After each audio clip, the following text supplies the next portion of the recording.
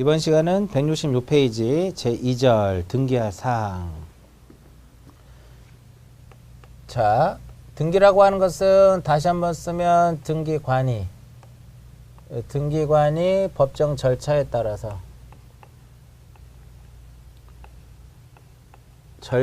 따라서 등기부에다가 기록하는 것, 이것을 이제 등기다라고 하는데, 무엇을 기록하느냐 이거죠. 두 가지를 기록한다라고 말씀을 드렸어요. 두 가지를 기록하는데, 하나는 부동산의 표시,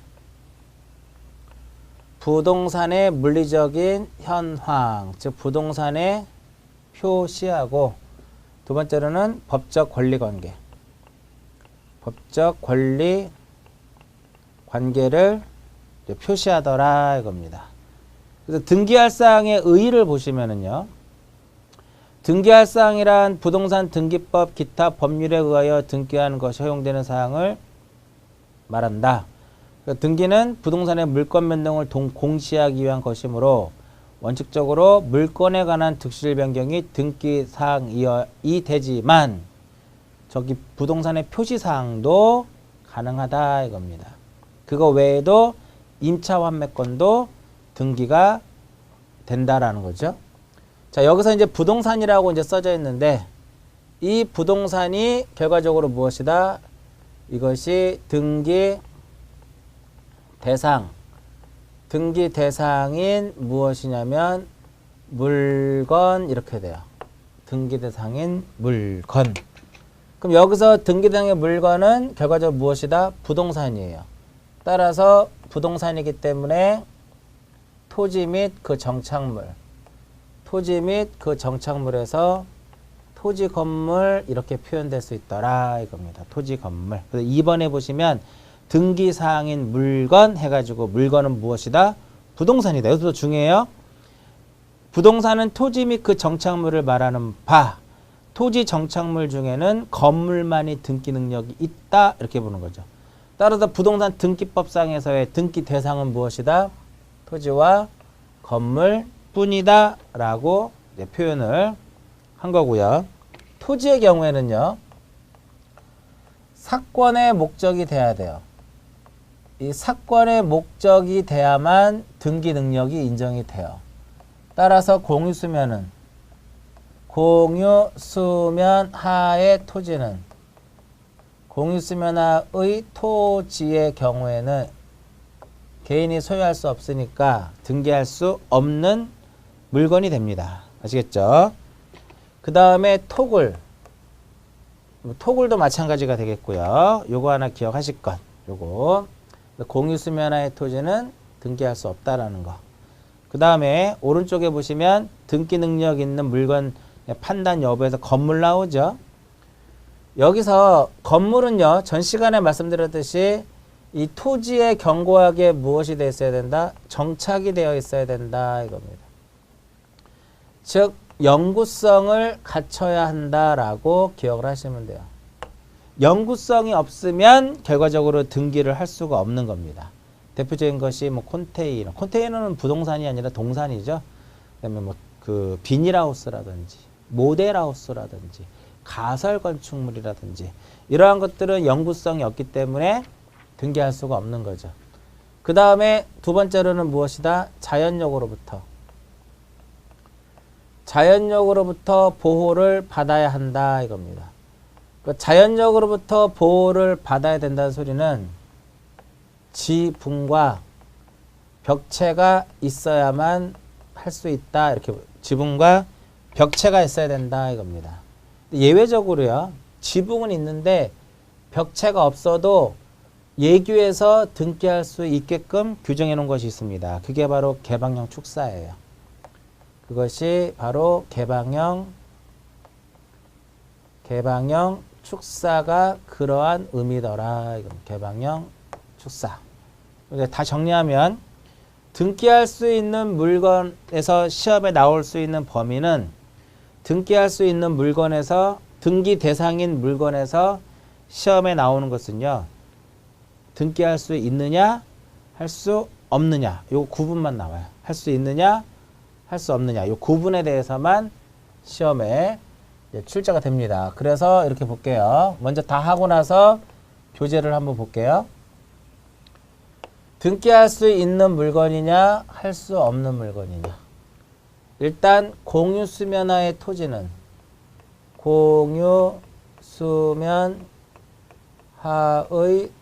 공유수면하의 토지의 경우에는 등기할 수가 없고요.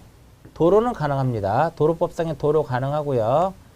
이거하고 비교할 것이 하천입니다. 하천은 과거에는 국가하천, 국가하천, 지방 1급, 지방 2급 이렇게 나눠졌는데 지금은 그냥 하천은 뭐다? 등기할 수 있는 물건입니다. 근데 중요한 게 하나 있어요. 하천은 소유권하고요. 저당권하고 소유권과 저당권하고 권리질권만 소유권과 저당권과 권리질권만이 무엇이 가능하다? 등기가 가능하다 이겁니다. 하천에는 그러면 용익물권하고 임차권은 안 돼요. 하천에는 용익물권하고 임차권은 허용하지 않는다 이겁니다. 교재 왼쪽 페이지 166페이지에 보시면 하천법에 따른 등기할 사항의 범위 해가지고요. 대상에 보시면 하천법상의 하천으로서 등기부상의 지목이 하천 또는 제방으로 등기된 토지를 대상으로 하고요. 하천에 등기할 수 있는 경우 1번부터 6번까지 읽어보시고요. 없는 경우에 뭐라고 써 있어요? 지상권, 지역권, 전세권, 즉 용익물권, 임차권은 할 수 없다. 그게 핵심이죠. 그 부분 잘 기억을 하시고요.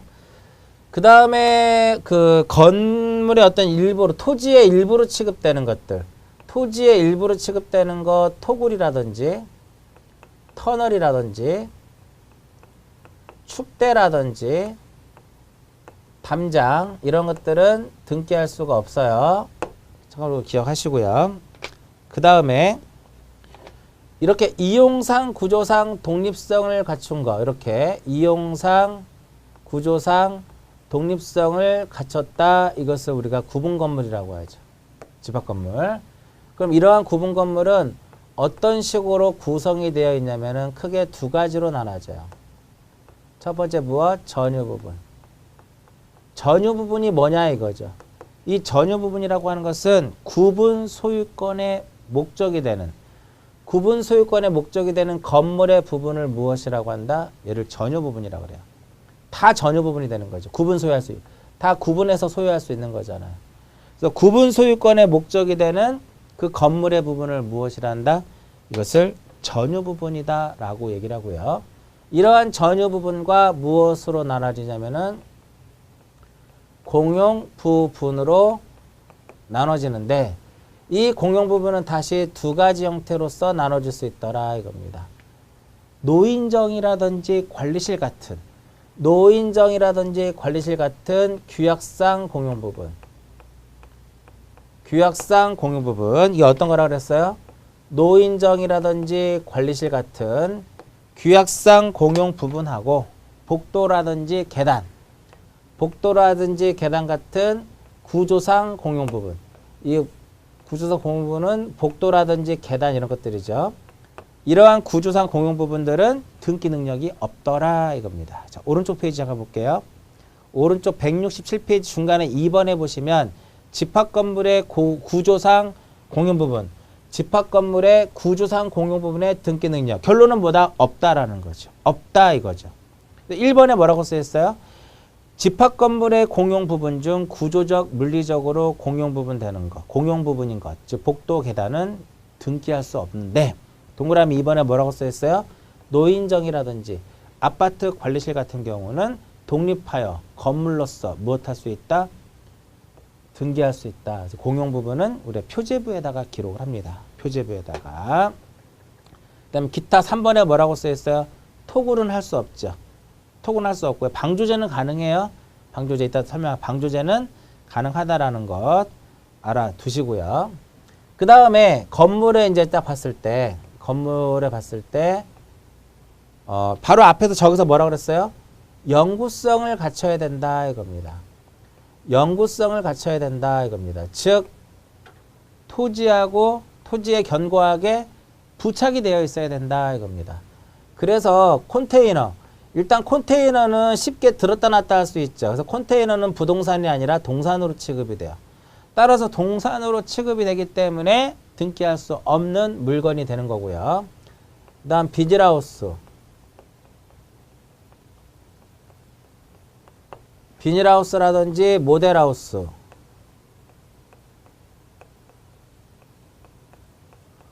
그 다음에 뭐 가설 건축물.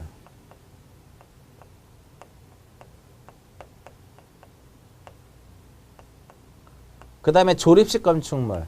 이런 것들은 그 영구성이 없기 때문에 토지하고 견고하게 부착이 되어 있지 않기 때문에, 또 선박 호텔 이런 것들은 토지하고 부착이 되어 있지 않기 때문에 등기할 수 없는 물건이다 이겁니다. 여기서 이제 하나 비교를 해야 될 것이 하나 있어요. 어떤 것을 비교를 해야 되냐면은 비닐하우스는 등기를 할 수가 없어요. 왜? 쉽게 우리가 이게 영구성이 없죠. 비가 오거나 뭐 큰 비가 오거나 눈이 오면 쓰러지거나 파게 되니까.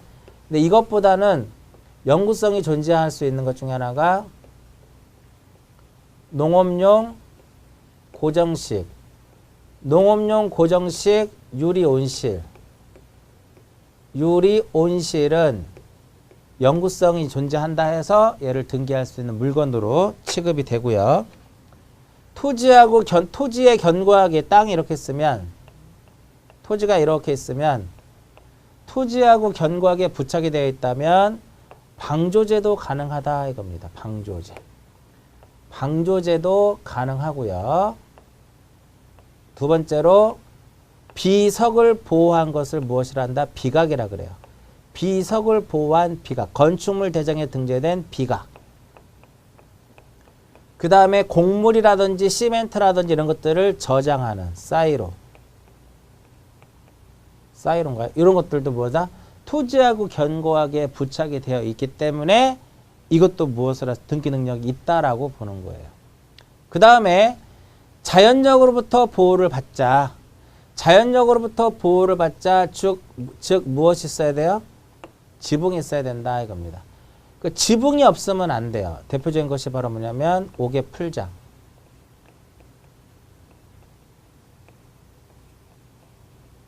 옥의 풀장이라든지 양어장, 이러한 것들은 지붕이 없기 때문에 등기 능력이 없다.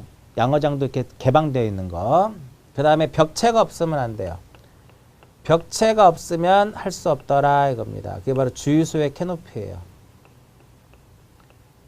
주유소의 캐노피라든지, 그 다음에 캐노피 뭔지 아시죠? 지붕만 이렇게 있잖아. 아파트에 보면 자전거 보관소를 캐노피라고 하잖아요. 그 다음에 급유 탱크. 개수는 되게 많은데 보시면 개수는 되게 많아요. 근데 이걸 무조건 외우지 마시고 어떻게 이게 구분해서 이렇게 암기를 하시게 되면 이게 오래 가고요. 답을 찾는 데는 그렇게 어렵지 않다 이거죠. 자, 급유 탱크는 안 되는데 이거하고 비교할 게 하나 있어요. 유류 저장 탱크.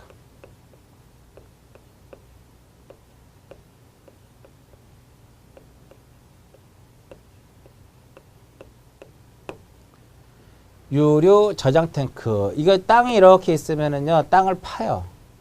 터파기를 해가지고 여기다가 콘크리트 구조물로 탱크를 만듭니다. 그리고 이제 대매우기 하고요. 기름 저장하고 뚜껑 덮으면 영구성도 있죠. 지붕도 있죠. 뭐도 있어요. 벽체도 있으니까 얘는 가능하다 이겁니다. 자, 지붕은 있는데 벽체가 없어도 가능한 게 뭐다? 개방형 축사. 어느 정도 일정한 요건을 갖춰야 돼요. 일정한 요건을 갖춘 개방형 축사. 그 일정한 요건이라고 하는 것은 이제 뭐냐면은요, 면적이, 그러니까 계속 어떠한 소라든지 이런 것들 계속 계속 우리가 사육할 용도로서 사용하고 있어야 되고요. 그 다음에 면적이 200제곱미터를 초과를 해야 돼요. 면적이 200제곱미터. 200제곱미터를 초과를 하게 되는 그 개방형 축사도 예규에서 등기할 수 있는 물건으로 허용을 하죠. 이 정도가 대표적으로 이제 바로 뭐예요? 이 정도가 대표적으로 등기할 수 있는 물건이냐, 할 수 없느냐를 구분하는 일반적 판단 기준인데, 기타적으로 방조제는 가능한데요. 방조제 부속 시설물은 안 돼요. 이렇게 기억하시고, 방조제의 부속 시설물은 등기할 수 없는 거다. 그러니까 방수문 이런 것들. 그래서 교재 보시면 167페이지 맨 위에 건축물의 등기 능력 유무에 대한 판단 기준. 1번을 읽어보시면은요. 1번은 요게 써져 있는 거죠. 영구성을 갖춰야 되고 지붕이 있어야 되고 벽체가 있어야 된다 이겁니다. 동그라미 2번은 그냥 읽어보시면 되고요. 동그라미 2번, 3번은 그냥 한 번씩 읽어보시면 될 거고요. 4번에 보시면은요. 영구성도 있고 지붕도 있는데 벽체가 없다 이겁니다. 그러면 뭐는 가능하다? 소를 계속 사육할 수 있어야 되고요. 면적이 200제곱미터를 초과했다면 건물로 간주하여 등기할 수 있는 물건이 될 수 있다 이겁니다. 그 다음에 요거 설명해 드렸죠. 구조상 공용부분, 규약상 공용부분, 톡을 이렇게 다 했죠. 요 정도. 그래서 다음 페이지 168페이지를 보시면 표에 기본적으로 등기할 수 있는 물건하고 등기할 수 없는 물건들을 이렇게 해놨는데, 이러한 등기할 수 없는 물건임에도 불구하고 여기에 해당하는데도 불구하고 토지 소유자, 그 소유자가 등기를 무엇하면 신청을 하게 되면 등기법 제29조 등기법 제29조가 각하사유를 나타냅니다. 29조가 각하사유를 나타내는데 29조에 의해서 등기관은 무엇을 한다? 각하를 하더라 이겁니다. 각하사유에 해당이 되는 겁니다. 시험에 등기 대상인 물건에서는 등기 대상인 물건이냐 물건이 아니냐 이거 구분하는 것 정도가 시험에 출제가 됩니다. 기본적으로 알아두실 것. 이거는 다른 내용들은 계속적으로 2장 가고 3장 가고 이렇게 가면서 중복돼서 나오는데요. 이 등기 대상의 물건만큼은 오늘로 끝입니다. 나중에 다시 한번 세부적으로 나오는 일이 거의 없어요. 다른 내용들은 계속 등장하는데 이것만큼은 여기서 끝나요. 그거 생각하고 이 부분 보시고요. 그 다음에 이제 나오는 것이 등기 대상이 무엇이다? 권리. 이게 등기 대상인 무엇이다? 권리. 민법을 공부하시면 자연스럽게 우리가 알 수 있는 내용이고요. 민법에서 정리한 내용을 가지고 시험에 등기법의 문제가 이 부분이 나왔다면 충분히 여러분들이 풀 수 있는 그런 능력이 돼야 되는 거예요. 자, 전 시간에 권리에 대해서 한번 정리를 해드렸습니다. 권리라고 하는 것은 이제 물권하고 채권으로 물권과 채권으로 구분이 되고, 채권에는 임차권하고 환매권으로 나누어지고요. 물권은 다시 두 가지로 나눠지죠. 점유권하고 본권으로. 본권은 다시 소유권하고 소유권을 제한하는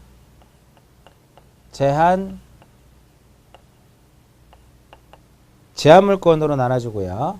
제한물권은 다시 용익물권. 용익물권하고 담보물권으로 나눠지더라. 이건 담보물권으로 나눠지고, 용익물권은 다시 세 개로 나눠지죠. 지상권. 한 번씩 써보세요. 이런 것들은 지상권, 지역권, 전세권으로 구분이 되고, 담보물권에는 저당권, 그 다음에 채권 담보권,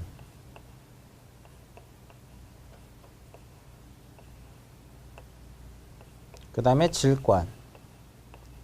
질권은 다시 두 개로 나눠지죠. 동산질권. 동산질권이냐 권리질권이냐 뭐 이런 식으로. 그 다음에 유치권. 이와 같은 형태로 우리가 이제 권리를 무엇할 수 있다?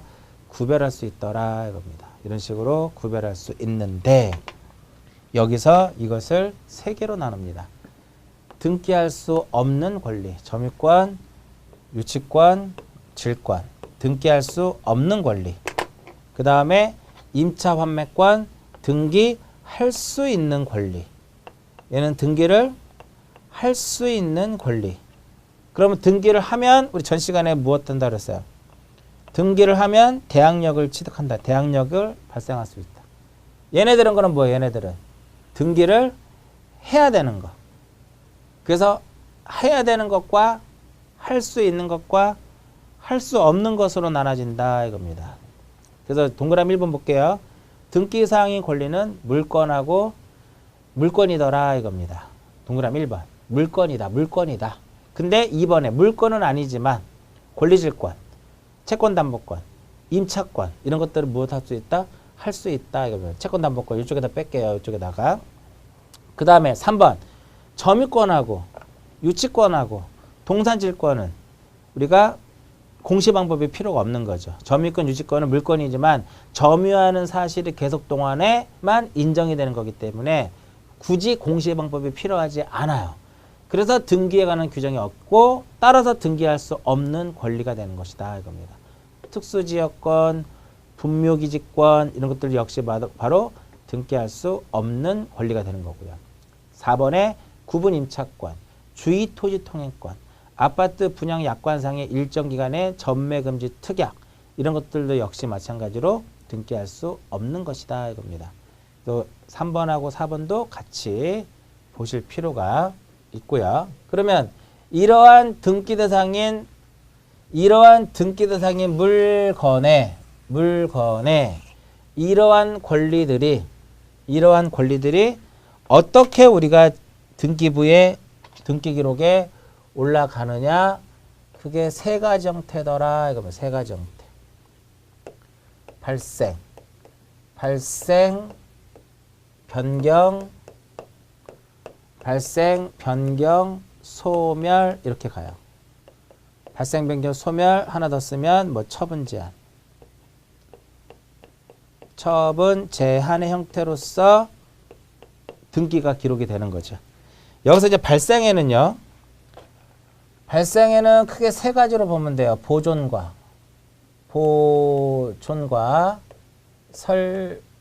설정과 그 다음에 무엇이다? 이전 이렇게. 우리 앞 시간에 설명해 드렸는데 시험의 보존이 뭐냐? 설정이 무엇이냐? 이전이 무엇이냐? 그런 거 정의 물어보지 않습니다. 당연히 안다라고 보는 거죠. 근데 등기법 공부할 때 가장 기본적으로 보존의 개념, 설정의 개념, 이전, 변경, 소멸, 처분 제한의 개념을 알고 있어야 되겠죠. 자, 보존이라는 건 뭐예요? 자, 보존이라고 하는 것은 이제 교재 어디를 펴보시냐면 170페이지. 170페이지로 보시면 권리 변동과 관계 있는 등기 사항 해가지고요. 설정 나오고 밑에 보존 나오죠. 이 보존이라고 하는 것은 내가 이 토지에, 이 건물에 소유자임을 널리 공시하기 위해서 최초로 등기부를 무엇하는 것이다? 개설하기 위해서 하는 것이 보존 등기예요. 보존이에요. 따라서 얘는 뭐밖에 없어요? 소유권, 보존, 등기밖에 없는 거죠. 이 소유권, 보존 등기밖에 없더라 이겁니다. 그 다음 설정. 자, 설정이라고 하는 것은 뭐냐면 소유권 이외의 권리. 소유권 이외의 권리라든지 임차권을 최초로 창설하는 것, 이것을 무엇이란다? 설정. 그래서 소유권 설정이라는 것은 없어. 왜? 소유권 이외의 권리라고 했으니까. 그래서 전세권 설정, 지상권 설정, 이런 것들, 임차권 설정, 이런 것들을 의미하는 거고요. 설정 등기는 을구에다 하는 거예요. 보존 등기는 어디에다 하는 거고? 등기부 갑구에다 행하는 거죠. 왜? 소유권에 관한 등기는 어디에다가? 소유권에 관한 등기는 갑구에다가, 소유권 이외의 권리는 어디에다가? 을구에다가. 자, 이전이라고 하는 것은 뭐냐면 권리의 주체 변경. 권리의 주체 변경을 무엇이란다? 이것을 이전이다라고 표현을 해요. 권리의 주체의 변경을 우리는 이전 이렇게 표현합니다. 즉 A에서 뭐로 바뀌는 거? B로 바뀌는 거. 소유자가 A에서 B로 바뀌었다. 전세권자가 A에서 B로 바뀌었다. 이전. 그러니까 이전 등기는 어디에다 하는 거예요? 등기부 등기 기록에 해당 구에 하는 거죠. 왜? 소유권을 이전하면 갑구에다 기록하는 것이고 소유권 이외의 권리를 이전하면 을구에다 기록하는 것이다 이겁니다. 변경이라고 하는 것은요. 주체의 변경을 제외한 나머지 주체의 변경을 제외한 나머지는 무엇이다? 이것이 변경이더라. 이렇게 보시면 돼요. 주체의 변경을 제외한 나머지는 변경 등기다. 우리가 전 시간에 변경 등기하고 뭐를 배웠어요? 변경 등기하고 경정 등기에 대한 거. 변경 등기와 경정 등기 했었죠. 후발적 불일치냐, 원시적 불일치냐 이런 식으로. 이 정도만 기억하시면 되고요. 그 다음에 소멸에는 크게 두 가지가 있어요. 권리가 소멸하는 경우가 있고 부동산이 소멸되는 경우. 권리가 소멸되는 경우와 부동산이 소멸되는 경우가 있는데 권리가 소멸되면 그때는 무슨 등기? 권리를 소멸케 하는 등기를 무슨 등기라 하고 말소 등기다라고 표현을 하고요. 부동산이 소멸되면 그때는 무슨 등기를 한다? 멸실 등기를 한다. 이렇게 등기를 연결하면 이렇게 이제 표현할 수 있는 거고요. 그 다음에 처분 제한이라고 하는 것은 어떤 권리자가 가지고 있는 처분 권능을 제한하는 겁니다. 가압류라든지 가처분이라든지 압류라든지 경매라든지 이러한 등기의 모든 이러한 것들을 우리가 처분 제한의 등기라고 하는데 이러한 처분 제한의 등기의 특징은 촉탁에 의해서 이루어지는 것이다 이겁니다. 촉탁에 의해서 이루어지는 것이다. 이렇게 기억을 하시고요. 취득시효는 우리 민법에서 나오죠. 타인의 부동산을 몇 년간? 20년간. 20년간 소유의 의사로 자주 점유한다는 소리죠. 평온 공연하게 부동산을 점유한 자는 등기해야만 등기함으로써 그 소유권을 취득합니다. 그러니까 타인의 부동산을 20년 동안 소유의 의사로 점유하고 있으면요. 내가 소유권을 취득하는 것이 아니라 등기 청구권이라는 것이 발생을 해요. 야, 등기 내놔 할 수 있다라는 거죠. 청구권 자체가.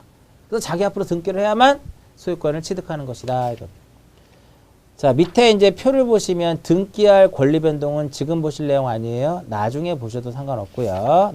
굉장히 중요하지만 지금은 첫 단계이기 때문에 이거 보지 마시고 추후에 보시면 될 것이고 169페이지 맨 위에 보시면 등기 가능 여부 해가지고요. 꼭 한 문항씩 꼭 출제되고 있는 부분 중에 한 부분이 바로 등기 가능 여부 해가지고 부동산의 전부 그 다음에 부동산의 일부 공유일 때 지분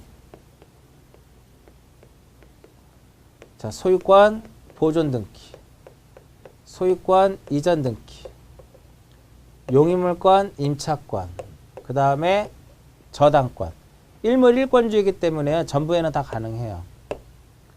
그렇기 때문에 일부에는 안 된다는 거죠. 근데 얘는 가능해요. 예외죠. 예외. 이번 시험에 나왔던 문제. 용의물권이라든지 임차권을 부동산의 어디에 일부에 설정할 때는 뭐를 첨부를 해야 돼요? 도면을 제출을 해야 돼요.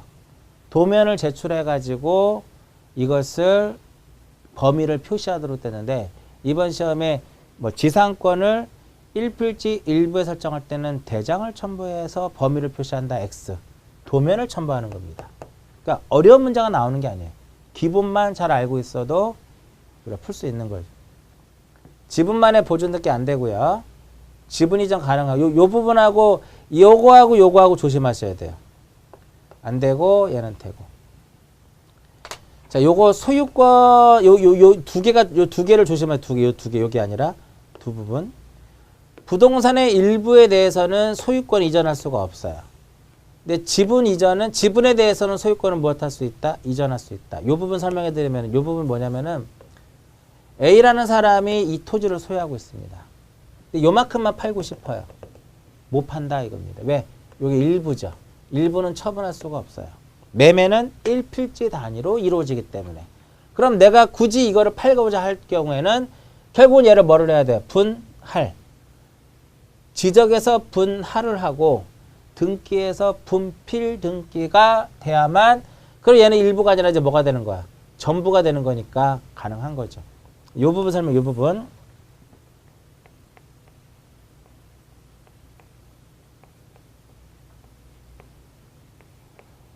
소유권 이전 등기. 자, 여기서 이전이라고 하는 것은 뭐라고 그랬어요? 권리의 주체의 변경을 무엇이라 한다? 권리의 주체의 변경을 이전이라고 했죠. 소유권 이전 등기는 여기에 두 개가 빠진 거예요. 살짝 전부라는 거하고 일부라는 것이 빠진 것이다 이겁니다. 그러니까 소유권 이전 등기는 소유권의 전부 이전 등기하고 소유권의 일부 이전 등기로 나눠지는 거예요. 그러니까 이전이라고 하는 것은 권리의 주체가 바뀌는 거죠. 이게 전부 이전이에요. A에서 B로 이렇게 가는 거예요. 이게 바로 전부 이전이 되는 거고요. 일부 이전이라고 하는 것은 단독 소유를 A하고 B하고 A가 단독으로 소유하고 있는 것을 이렇게 공유로 하는 거. 그 다음에 A하고 B하고 있는데 A, C가 되는 경우. 그 A가 2분의 1을 가지고 있고 B가 2분의 1 가지고 있는데 공유일 때는 지분 처분이 자유롭거든요. 이런 형태를 무엇이라고 하냐면은 소유권의 일부 이전이다라고 얘기를 해요. 그리고 용익물권 임차권은 일반적으로 어떤 것이 허용이 되지 않나요? 배타성이 있는 거죠. 배타성이 있기 때문에 이중의 등기를 허용하지 않습니다. 물론 지역권은 가능하고요. 지역권은 배타성이 없기 때문에 이중의 등기를 허용하지만 지상권이라든지 전세권은 그 물권의 성질 중에 배타성이 있어요. 따라서 이중의 등기를 허용하지 않습니다. 배타성이 없는 것 중에 하나가 뭐예요? 저당권이죠. 얘는 이중의 등기를 허용하는 거죠. 그래서 저당권하고 지역권은 배타성이 없기 때문에, 그죠? 또 점유를 수반하지 않아요. 그래서 배타성이 없어요. 그래서 취득시효가 안 되는 거죠. 민법에서 나올 거예요. 그 다음에 농지에도 허용이 안 되는 거죠. 농지에 무조건 허용, 농지를 봤을 때 농지의 지상권은 허용이 되지만 농지에 뭐는 한대요? 전세권은 허용이 안 된다 이겁니다. 이런 부분들까지 추가를 일단 해서 보시면 되는데, 일단은 전부는 다 되는데 일부는 용익물권 임차권만 되는구나. 근데 소유권 보존 등기는 지분만의 보존 등기 할 수 없고 소유권 이전 등기 가능하고 용익물권 임차권은 지분의 설정이 안 돼요. 그 이유는 용익물권 임차권은 지분의 설정이 되지 않는 이유는 범위가 명확하지 않기 때문에. 여기서 A하고 B하고 공유하고 있는데 A가 2분의 1을 가지고 있고 B가 2분의 1을 가지고 있어. C가 B한테 야, 네가 이 토지에 2분의 1을 가지고 있다며 나한테 그 부분에 대해서만 지상권 설정해 줄래? 라고 하면 2분의 1이 이렇게 2분의 1인지 이렇게 2분의 1인지 이렇게 2분의 1인지 딱 명확하게 범위가 표시되지 않고 지분으로서 비율로서만 가지고 있기 때문에요. 용익물권하고 임차권은 범위가 명확해야 돼요. 명확하지 않기 때문에 지분에다가는 설정할 수 없다 이렇게 되는 거죠. 나중에 보셔도 상관없어요. 나중에 보셔도 상관은 없다라는 거. 그 다음에 이제 그 4번에 보시면 등기할 사항인 권리 변동해가지고 이건 나중에 다시 한번 설명해 드릴 건데 민법 180 몇 조? 6조하고 민법 180 몇 조? 7조. 법률 행위에 의한 부동산의 물권 변동이냐 법률 규정에 의한 거. 등기해야 되는 것이냐 처분 요건을 하는 것이냐. 이건 나중에 한번 보시는데 이 187조의 대표적인 것이 뭐가 있어요? 상속, 형성 판결, 그 다음에 수용, 경매, 뭐 합병 이런 것들이, 그러니까 169페이지에 보면 2번에 법률 규정에 의한 물권 변동해 가지고 1번부터 6번까지 1번부터 6번까지 정도만 일단 기억을 하시면 될 것 같고요. 쭉 넘기셔 가지고 172페이지 권리 변동과 관계없는 등기 사항, 요거 잠깐 설명해 드리면은요. 이거 그냥 들어만 보세요. 얘는 부동산에 표시하고는 권리하고는 상관없죠. 이러한 등기들은 권리 변동과는 상관이 있다 없다? 없다 이거예요. 요거 읽어보시면 돼요. 그 다음에 우리 전 시간에 이거 배웠었죠. 등기 명의인. 등기 명의인의 표시의 변경 등기에 대한 것을 설명해 드렸는데 이 등기 명의인의 표시는 뭐가 바뀌는 거예요? 현재 그 현재 권리자의 어떠한 성명과 주소와 주민번호가 바뀌는 거죠. 그렇기 때문에 권리변동과는 관계가 없다라는 거죠. 거기 써있네. 등기 명의인이란 권리에 관한 등기 현재 명의, 즉 권리자를 말하고 그 명의인의 표시란 성명과 주소와 주민번호가 있더라 이겁니다. 이런 것에 변경의 사유가 발생했을 때는 변경 등기라는 겁니다. 권리의 변동하고는 관련이 없다 이겁니다. 그 다음에 3번에 보시면 구분 건물의 표시 등기, 이건 무슨 의미냐면은